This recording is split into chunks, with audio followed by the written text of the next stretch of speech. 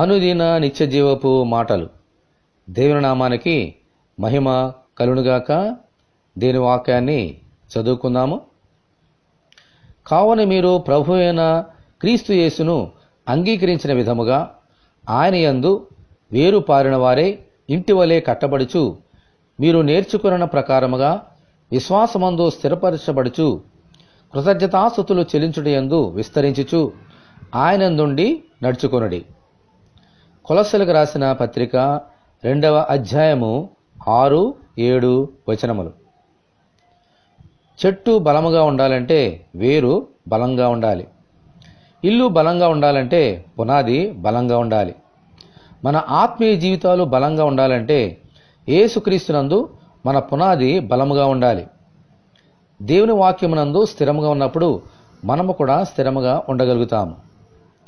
అప్పుడే దేవుని మందిరముగా, పరిశుద్ధమైన ఆలయముగా కట్టబడతాం. విశ్వాసమునందు స్థిరముగా జీవించగలుగుతాం. ఈ బలమైన పునాదితో కట్టబడిన ఈ మందిరమునందు ఎల్లప్పుడూ దేవునికి కృతజ్ఞతాస్తుతులు చెల్లించుచు ముందుకు సాగిపోవాలి. ఆయన చేసిన ఉపకారములలో దేనిని మరొక ఆయనను సన్నతించుకుంటూ ముందుకు సాగిపోవాలి. ప్రభువా, మీ వాక్యముతో కట్టబడి మీ పరిశుద్ధ మందిరముగా మలచబడినట్లు దయచేయమని ప్రభు అయిన యేసుక్రీస్తు ద్వారా మనమందరము దేవుని ప్రార్థన చేసుకుందాము. తండ్రి, బండ మీద కట్టబడిన ఇంటివలే మేముండాలని మాకు బోధించారు నాయన. ఆ బలమైన పునాది మీరే.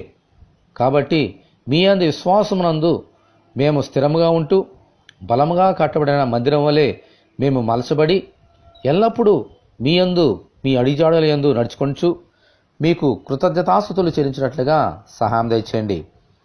మమ్మలను దీవించండి నాయన. బలమైన పునాది మీరే. మిమ్మల్ని విడిచిపెట్టకుండా ఎల్లప్పుడూ మిమ్మల్ని ఆనుకొని ఈ లోకంలో జీవించినట్లుగాను ఈ వాక్యం వింటున్న నీ బిడ్డలందరినీ దీవించమని యేసు అతి పరిశుద్ధమైన నామములో ప్రార్థన చేయుచున్నాము తండ్రి. ఆమెన్. దేవుని కృప మనకు తోడేయునుగాక. ఆమెన్. పరిశుద్ధ దేవుని మందిరం.